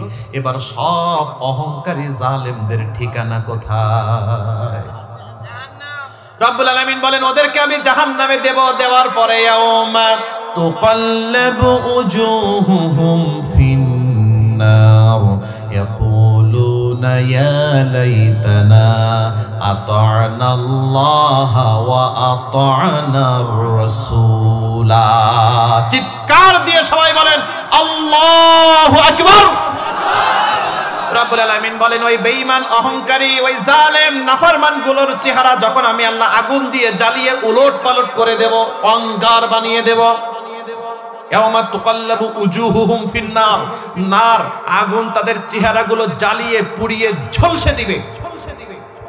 ওই ব্যক্তিগুলো তখন আফসোস করে বলবে আল্লাহ আতা'নাল্লাহ ওয়া আতা'নার রাসূলা, যদি আমরা আল্লাহর আনুগত্য করতাম আর রাসূলকে নেতা মানতাম, দুনিয়ার ওই অহংকারী নেতাদেরকে না মেনে, অহংকারী জালেম নেতাদের না মেনে যদি আমরা আল্লাহর রাসূলকে নেতা হিসাবে মানতাম, তাহলে আজকের এই জাহান্নামের আগুন আমাদেরকে জ্বালিয়ে পুড়িয়ে দিত না।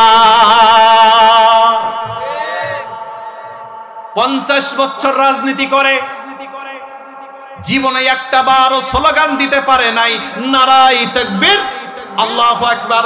তোমার নেতা, আমার নেতা বিশ্বনবী মুস্তাফা এই স্লোগানটা দিতে পারে নাই এমন দলের নেতা কর্মীও আছে না নাই? যদি আপনি মনের ভুলে বলে ফেলেন নারায়ে তাকবীর আল্লাহু আকবার, তোমার নেতা আমার নেতা বিশ্বনবী মুস্তাফা আপনি বাসায় পৌঁছাবার আগে আপনার পদত্যাগ পত্র বাসায় চলে যাবে। কয় দলীয় নিয়ম শৃঙ্খলা ভঙ্গের কারণে তোমাকে পদ থেকে অব্যাহতি দেওয়া, আল্লাহর নামে স্লোগান দিলে যদি দলীয় পদ চলে যায় তাহলে সেই দলের নেতাকে নেতা মানা কি? আমি কিছুই বলবো না, ফতোয়া আপনারাই দেন। আল্লাহ কি আমার নাকি? আল্লাহ কি কোন দলের মানুষ ভাগ করে নিছে নাকি? আল্লাহ রাসূলকে কি কোন দলের মানুষ আলাদা করে নিছে নাকি? আল্লাহ সবার, আপনি আল্লাহর, আমি আল্লাহর, আমরা সবাই আল্লাহর। সুতরাং তাকবীর হবে, বড়ত্ব হবে আল্লাহর নামে, এটা কোন দলের স্লোগান হতে পারে না। প্রত্যেকটা মুসলমান, প্রত্যেকটা ব্যক্তি রব রব আল্লাহ, আল্লাহু আকবার, আল্লাহু আকবার, আল্লাহ বড়, আল্লাহ বড়, আল্লাহ বড়, এর বাইরে কিছুই নাই। ঠিক না বেঠিক? আপনি মানতে পারেন না, এটা আপনার ব্যর্থতা। 50 বছর রাজনীতি করেন, জীবনে একটা বারও বলতে পারেননি তোমার নেতা আমার নেতা বিশ্বনবী মুস্তাফা, ওর বললেই জীবনে আর কোনোদিন নমিনেশনই পাবে না। ঠিক না? নেন এবার, কি করবেন করেন। ওই দিন আফসোস করে বলবে আল্লাহ যদি তোমাকে মানতাম আর তোমার রাসূলকে নেতা মানতাম, ওই অহংকারী নেতাদেরকে না মেনে, তাহলে আমাদের চেহারাগুলো আগুন দিয়ে জ্বালিয়ে দেওয়া হতো না। আফসোস তো আছেই ভাই, কিন্তু আফসোস করে লাভ নাই। ফিরাউনও যে জায়গায়, ওই অহংকারীও সেই জায়গায়। আফসোস করে লাভ কি? সম্মানিত সুধী, সুতরাং দিন থাকতে ফিরে আসার দরকার আছে না নাই? রাসূলের আদর্শ নাই, রাসূল যে সিদ্ধান্ত দিয়েছে সিদ্ধান্তের বাইরে অবস্থান, আল্লাহর সিদ্ধান্তের বাইরে অবস্থান, কোরআনের সিদ্ধান্তের বাইরে অবস্থান। অথচ আল্লাহ রাসূল কোরআনের সিদ্ধান্তের বাইরে অবস্থান নিলে সে আর ঈমানদার থাকে না, সে বেঈমান হয়ে যায়। আল্লাহ রাব্বুল আলামিন বলেন শোনো, আমার রাসূল যে সিদ্ধান্ত দিবে এই সিদ্ধান্ত তোমাকে মানতেই হবে যদি তুমি নিজেকে ঈমানদার হিসাবে দাবি করো। একটা ঘটনা বলি প্রিয় ভাইরা আপনাদেরকে। আল্লাহ রাসূলের একজন সাহাবী ছিল, তার নাম হলো জুলাইবিব। নামটা কি একটু বলেন প্রিয় ভাইরা? আচ্ছা আপনারা কি বিরক্তি হচ্ছেন নাকি? আচ্ছা মুনাজাত করে দেব কারা কারা, একটু হাত জাগান তো। এই তো জাগা মতো তো ঠিক আছে কাকা।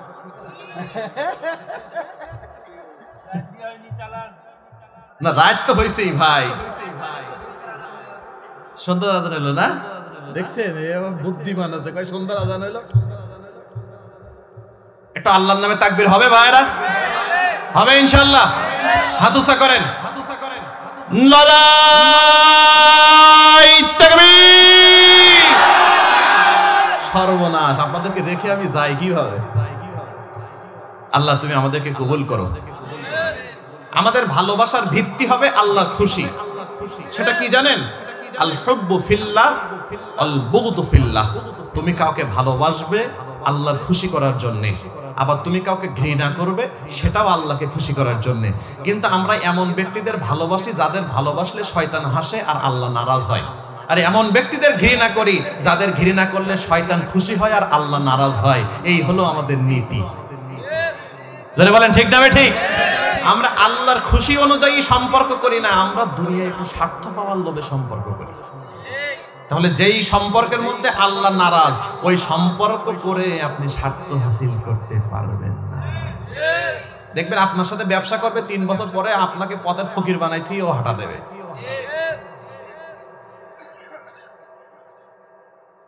যে কথা বলতেছিলাম, আল্লাহ রাসূলের একজন সাহাবী, নামটা কি? জুলাইবিব রাদিয়াল্লাহু। তিনি দেখতে ছিলেন কালো। দেখতে কি? চেহারার গঠন খুব বেশি একটা ভালো না, দেখতে অসুন্দর কালো, আবার অর্থনৈতিক অবস্থা খুবই দুর্বল। এখন বলেন তো এমন ছেলেদের বিবাহের বাজারে কতটুকু মূল্য? টাকাও নেই, চেহারাও নেই। কিন্তু এই জুলাইবিবের বিবাহের ঘটক হলেন স্বয়ং মুহাম্মদুর রাসূলুল্লাহ সাল্লাল্লাহু আলাইহি ওয়াসাল্লাম। আল্লাহ রাসূল বিবাহের প্রস্তাব নিয়ে একজন আনসারী সাহাবীর বাসায় গেলেন। আল্লাহ রাসূল বললেন, আমি বিবাহের প্রস্তাব নিয়ে এসেছি। আনসারী সাহাবী বলে, ইয়া রাসূলুল্লাহ, ইয়া হাবিবাল্লাহ, আপনি আমার মেয়ের জন্য বিবাহের প্রস্তাব নিয়ে এসেছেন, এর চাইতে খুশির খবর তো আর কিছু হতে পারে না। আল্লাহ রাসূল বললেন আনসারী সাহাবীকে, শোনো, আমি আমার জন্য বিবাহের প্রস্তাব নিয়ে আসি নাই, আমি জুলাইবিবের জন্য বিবাহের প্রস্তাব নিয়ে এসেছি। সাথে সাথে মেয়ের বাবার চেহারা মলিন। কি হয়ে গেল? ছেলের চেহারা নাই, টাকা পয়সা নাই, কিন্তু ওই ব্যক্তিটা প্রিয় কার কাছে বলেন তো? এখন আনসারী সাহাবী বলতেছে, ইয়া রাসূলুল্লাহ, ইয়া হাবিবাল্লাহ, সিদ্ধান্ত আমি একা তো নিতে পারতেছি না, মেয়ের মায়ের সাথে একটু পরামর্শ করতে হবে। আল্লাহ রাসূল বললেন, ঠিক আছে, করো। আনসারী সাহাবী মেয়ের মায়ের কাছে গেলেন, যে বললেন, রাসূল আমার মেয়ের বিবাহের প্রস্তাব নিয়ে এসেছে। আনসারী সাহাবীর স্ত্রীও তো বিশাল খুশি। কি? রাসূল বিবাহের প্রস্তাব নিয়ে এসেছে, এটা তো খুশির খবর। ওই আগে শোনো, তারপরে হাসো, খুশি হও। কি? আল্লাহর রাসূলের জন্য বিবাহের প্রস্তাব নিয়ে আসে নাই, জুলাইবিবের জন্য প্রস্তাব নিয়ে এসেছে। মেয়ের মাও খুশি।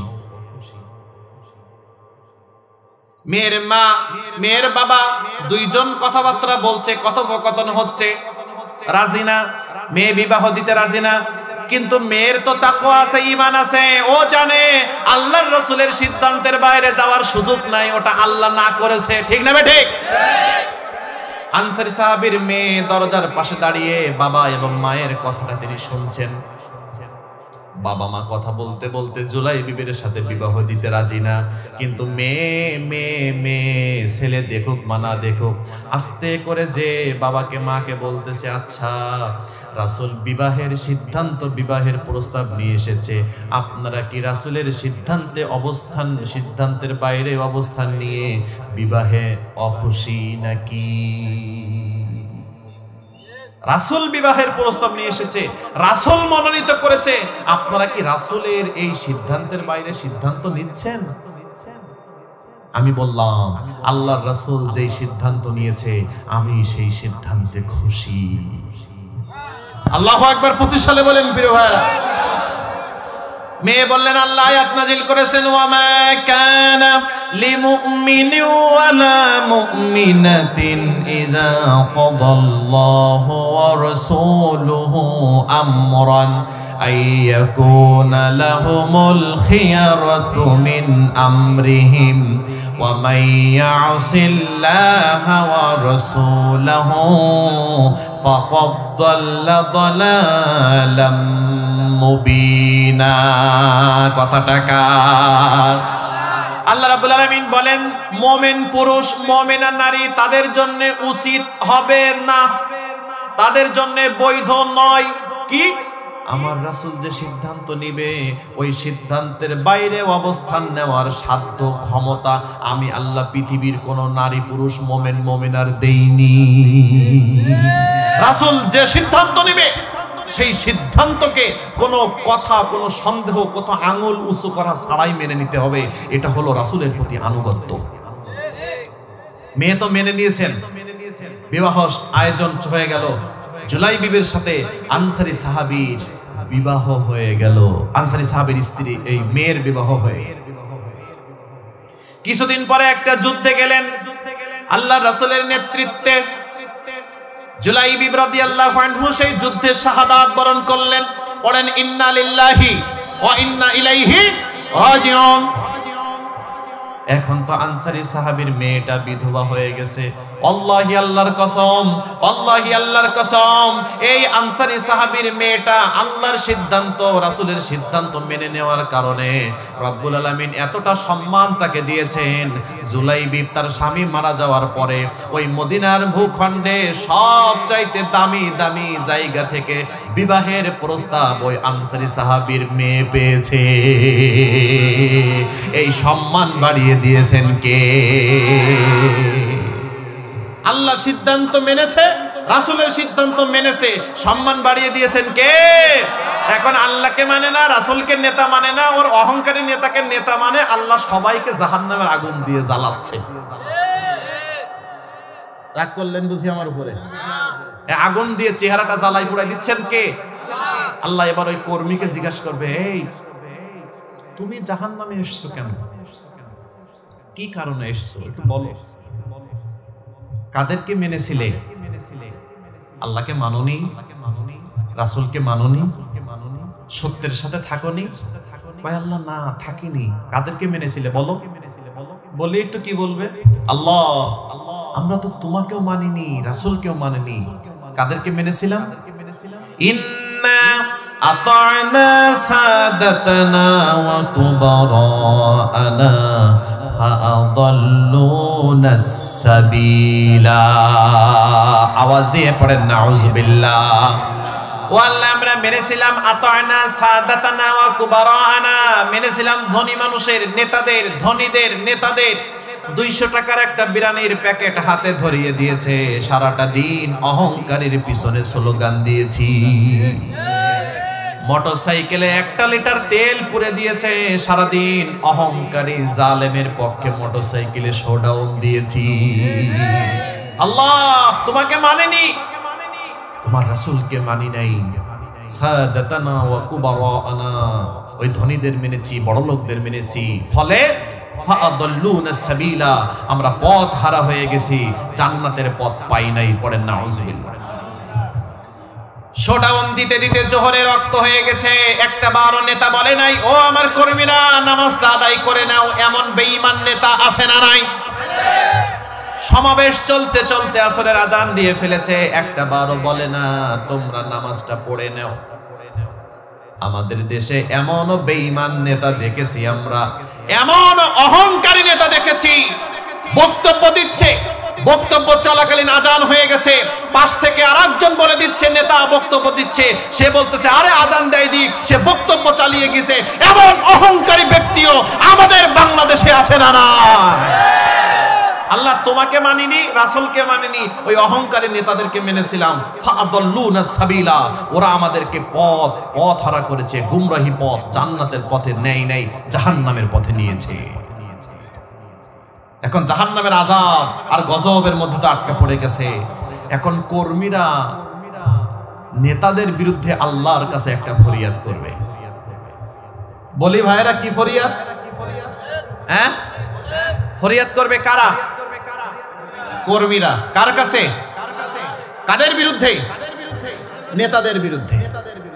আল্লাহ রব্বানা আতিহিম দি'ফাইনি মিনাল আযাবি ওয়াল আনহুম লা'নান কাবীরা। আরেকবার পড়ে ফেলেন নাউযুবিল্লাহ। আজকে নাউযুবিল্লাহর আয়াত একটু বেশি হয়ে যাচ্ছে না কাকা? হ্যাঁ,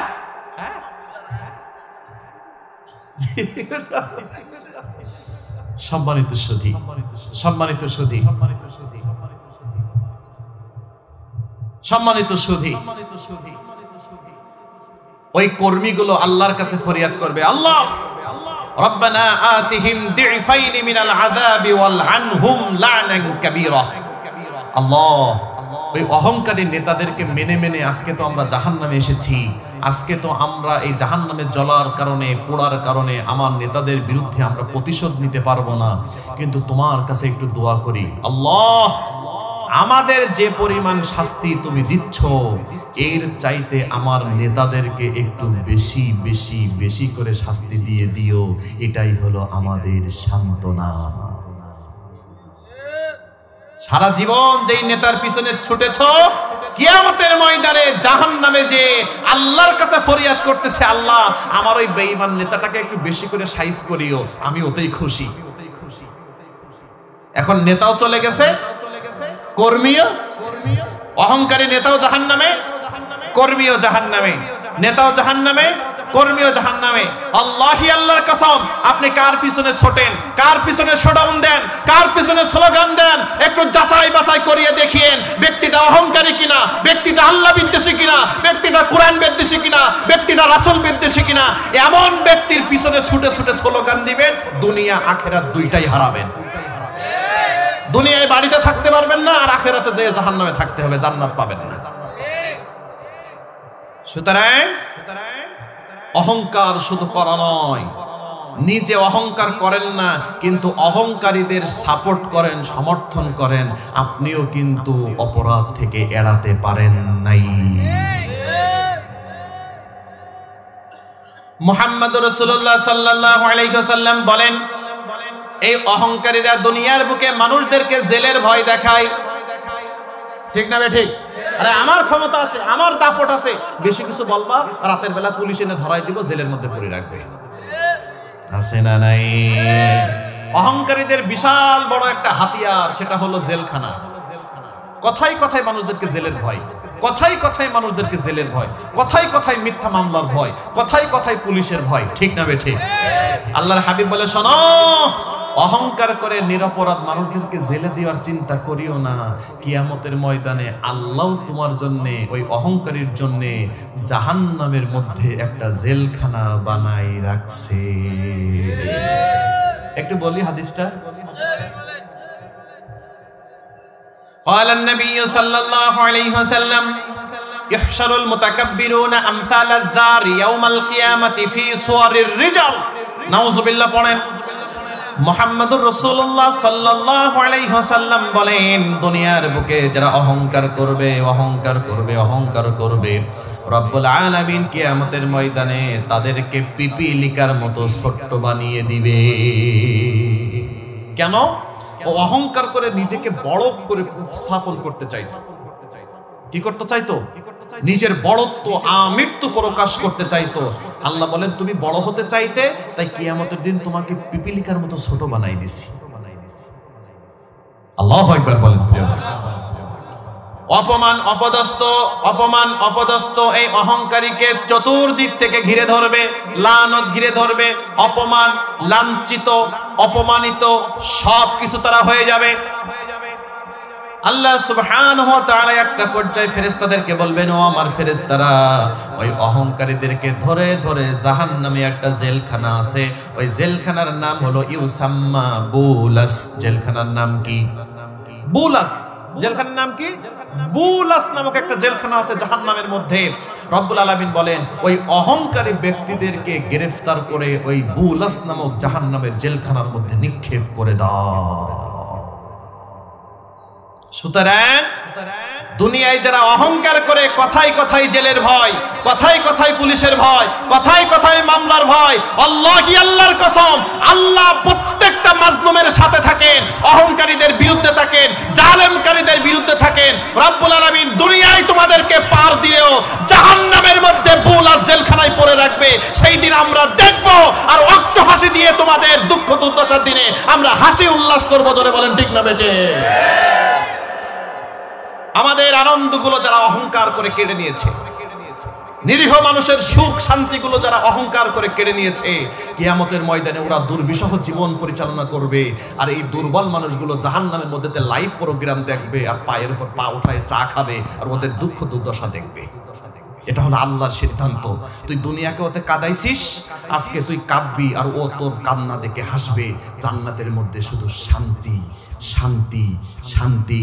আর ওই বেঈমানগুলো দেখবে, আমরা যাদেরকে রিমান্ড দিতাম, জেলে দিতাম, তারাইও জান্নাতের মধ্যে চা খাচ্ছে, নাজ নিয়ে আমার ভোগ করতেছে, আর ও খাচ্ছে শুধু আগুন, আগুন, আগুন, আগুন। ঠিক না বেঠি? সুতরাং আগেই বলেছি, হাসি উল্লাস যা কিছু করি না কেন, এইটা ভুলে গেলে হবে না। ওই হাসিটা একদিন পরেই আবার কান্না হয়ে আমার কাছে ব্যাক আসতে পারে। সুতরাং একটা কথা বুঝাবার চেষ্টা করেছি প্রিয় ভাইরা, এই হাসি উল্লাস, আনন্দ, অহংকার এগুলো করে দুনিয়ায় স্থায়ীভাবে সম্মান পাওয়া যায় না।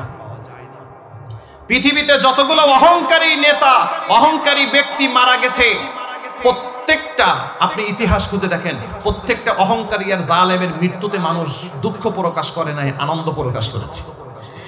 যারা বলেন ঠিক না ঠিক? ওই জন্য দেখবেন দুনিয়ার বুকেও যারা অহংকারী মারা যায়, যারা জালেম মারা যায়, যারা অত্যাচারী মারা যায়, তাদের মৃত্যুতে আলহামদুলিল্লাহর বন্যা বয়ে যায়, ইন্নালিল্লাহ বলার মানুষ পাওয়া যায় না। যারা বলেন ঠিক না বেঠে? এটা হলো আল্লাহর পক্ষ থেকে চূড়ান্ত অপমান। এটা দুনিয়াতে অপমান হইছো, প্রত্যেকটা পদে পদে তোমাকে অপমানিত হইতে হবে, কারণ তুমি আমি আল্লাহর চাদর আর লুঙ্গি নিয়ে টানাটানি করেছো, তোমার 12টা আমি বাজায় ছাড়বো। আল্লাহর ক্ষমতার বাইরে যে অহংকারী করা এত সহজ নয়, এত সহজ নয়। শেষ হাদিস, শেষ হাদিস, قال النبي صلى الله عليه وسلم لا يدخل الجنة لا يدخل الجنة من كان في قلبه مثقال ذرة من كبر। মুহাম্মদুর রাসূলুল্লাহ, সবাই পড়ে নেন দরদ নিয়ে, সাল্লাল্লাহু। তিনি বলেন, যার অন্তরে জাররা পরিমাণ অহংকার আছে, যার অন্তরে জাররা পরিমাণ অহংকার আছে, রব্বুল আলামিন তাকে জান্নাতে দেবে না। এর মধ্যে দলের নাম আছে যে অমুক দলের মানুষ অহংকার করলে জান্নাত নেই, অমুক দলের মানুষ অহংকার করলে জান্নাত আছে। হুজুর অহংকার করলে জান্নাত নেই, নেতা অহংকার করলে জাহান্নাম আছে। বিষয়টা কি এমন? যেই লা ইয়াদখুলুল জান্নাহ, লা ইয়াদখুলুল জান্নাহ, কোনদিন জান্নাতে প্রবেশ করতে পারবে না, আল্লাহ প্রবেশ করাবেন না। মান কানা ফি কলবিহি মিসকালু যাররাতিন মিন কিবির, যার অন্তরে অহংকার আছে, আল্লাহ ওই অহংকারী ব্যক্তিকে জান্নাতে দেবে না। হতে পারে আলেম, হতে পারে পীর, হতে পারে হাজি, হতে পারে গাজী, হতে পারে ভ্যান চালক, হতে পারে রিক্সা চালক, আবার হতে পারে শাসক গোষ্ঠীর নেতা নেত্রী। অহংকার আছে যার, জান্নাত নেই তার। আমার আজকে বোঝা গেছে প্রিয় ভাইরা? তাহলে আজকে সিদ্ধান্ত নিয়ে অহংকার ত্যাগ করা দরকার আছে না নাই? কিসের অহংকার ভাই? সুন্দর চেহারা, মোটরসাইকেলে একটা অ্যাক্সিডেন্ট হয়ে পাকা রাস্তায় কেলায় গেছে, এখন আর চেহারা নিয়ে মানুষের সামনে যাওয়া যায় না। শরীরে শক্তি আছে, একটা অ্যাক্সিডেন্ট করে একটা পা কেটে বাদ দিতে হয়েছে, এখন অন্য বগলের নিচে হাত দিয়ে হেঁটে নিয়ে যায়, চলে, ক্রেজ দিয়ে হাঁটতে হয়। এই তো ক্ষমতা। কালকে বিশাল ক্ষমতা ছিল, police, SP, DC, RAB, BGB, সেনাবাহিনী সবাই আমার কথা শুনতো, আর আজকে সবাই আমার বিরুদ্ধে দাঁড়িয়ে গেছে। এটাই তো ক্ষমতা। কালকে যেই মানুষ বলতো নেতা আসসালামু আলাইকুম, আজকে নেতার গায়ের সাথে ঠুল লাগলেও বলে না নেতাজি এক কাপ লাল চা খান। তোর মতো বেঈমানকে 5 টাকা দিয়ে এক কাপ লাল চা খাওয়ার লাভ কি? হচ্ছে কি 5 টাকা ফকিরের দেবো। এই তো অহংকার। কি কাকা রাগ করলেন নাকি? অহংকার এটা না? কালকে যার ক্ষমতা ছিল আজকে নেই, কালকে যার কথা মতো ট্রাইব্যুনাল চলেছে, আর সেই ট্রাইব্যুনালে আজকেই সে নিজেই আসামি। এই তো অহংকার। অহংকারে, অহংকারের ফল কোনোদিন ভালো হয় না। অহংকার করে ফিরান ডুবে মারা গেছে, অহংকার করে কারুন মাটির নিচে দেবে গেছে, অহংকার করে নমরুদ জুতার বাড়ি আর মশার কামড় খাইতে খাইতে মরছে, ফিরাউন মরছে, হামান মরছে, আবু জাহেল মরছে, আবু লাহাব মরছে। সুতরাং আপনার মতো আমার মতো চুনাফুটি অহংকারী ও দুনিয়াতে টিকে থাকতে পারবে না। সুতরাং বাঁচতে চাইলে অহংকার ছাড়েন, অহংকার ছাড়েন, অহংকার ছাড়েন। আল্লাহ সুন্দর একটা পবিত্র জীবন দান করবে, যেই জীবন মরতে দেরি, মানুষের চোখ থেকে পানি পড়তে দেরি না। আমার কথা কি রাগ করলেন প্রিয় ভাইরা? আজকে ওয়াজটা মা বোনেরা, পুরুষ সবার জন্য প্রযোজ্য, কারণ অহংকার শুধু পুরুষরা করে না, মা বোনেরাও। যে যায় সে যাক। আপনি আছেন কিনা? আপনার কবরে যিনি চলে গেছে তিনি যাবে? হ্যাঁ, ওনাকে নিয়ে আপনার চিন্তা করতে হবে না। আমার কবরে আমি যাব, আমি আমার চিন্তা করি, ওর হিসাব আল্লাহ একবারও জিজ্ঞাসা করবে না যে ও পালাই গেছিল কেন, তুই একটু হিসাব দে। এটা আল্লাহ আপনাকে জিজ্ঞাসা করবে না। আপনি গেছিলেন কিনা আল্লাহ এটাই জানতে চাবে। আল্লাহ আগে বলেছে শোনো, কু আনফুসাকুম, আরে তুই নিজে আগে বাঁচ, ও আহলিকুম নারা, তারপরে তো বউরে বাঁচা, ওর মারে বাঁচা, তো সন্তানরে বাঁচা। কিন্তু তুই জাহান্নামে যাবি আর একজনকে বাঁচাবি, এটার নাম শরীয়ত না। আগে নিজে তারপরে বাপের নাম, এটাই সঠিক। কারণ নিজে বাঁচলে বাপের নাম, এটা কিন্তু হাদিস সম্মত, কোরআন সম্মত কথা। আল্লাহ বলছেন কু আনফুসাকুম ওয়া আহলিকুম নারা, তুমি আগে বাঁচো তারপরে তোমার অধীনস্থদের বাঁচাও। সুতরাং যে যাচ্ছে তার নসিব নিয়ে সে যাবে। আমার এতগুলো মানুষ যদি একটু অহংকার ছাড়ে, তবে 2-4 জন চলে গেছে, ওতে আমাদের কি আসে যায়? যারা বলেন ঠিক না ঠিক? অহংকার ত্যাগ করার দরকার আছে না নাই? হিংসা ত্যাগ করার দরকার আছে না নাই? জুলুম ত্যাগ করার দরকার আছে না নাই? মোট কথায় অহংকার যার মধ্যে নাই তার দ্বারা খারাপ কাজ হবে না, অহংকার যার মধ্যে নাই তার মধ্যে জুলুম হবে না। জুলুম হয় পরে আর অহংকার হয় আগে। অহংকারী মানুষ জালেম হয়। ফিরাউন আগে ছিল অহংকারী, পরে হয়েছে জালেম। প্রথম যখন আসে তখন ভালো, 10 দিন পরে অহংকারী, 5 বছর পরে অহংকারী, পরের 5 বছরে জালেম, পরের 5 বছরে সব শেষ। এটাই বাস্তবতা। সুতরাং আমি অহংকার করলে শাস্তি দিবেন আল্লাহ, আপনি করলে দিবেন আল্লাহ। কারোর কবরে কেউ যাবে না ভাই, আমার কবরে আমাকেই যেতে হবে। আমরা অহংকার ত্যাগ করতে রাজি কিনা ইনশাআল্লাহ? রাজি কিনা ইনশাআল্লাহ? একটু হাত জাগান তো, লিল্লাহে তাকবীর। কেউ হাত নামাবেন না, লিল্লাহে তাকবীর। আর জোরে নারায়ে তাকবীর। আমরা দোয়া করি, আল্লাহ, জোরে বলেন আল্লাহ, তুমি আমাদেরকে অহংকার মুক্ত ঈমান দান করো, হিংসা মুক্ত অন্তর দান করো, জুলুম মুক্ত হৃদয় দান করো। আল্লাহ আমাদেরকে ঈমানদার হিসাবে কবুল করো, জীবনের গুনাহগুলো ক্ষমা করো। আল্লাহ তুমি আমাদের সকলকে জান্নাতের মেহমান হিসাবে কবুল করো। জোরে পড়েন আমিন।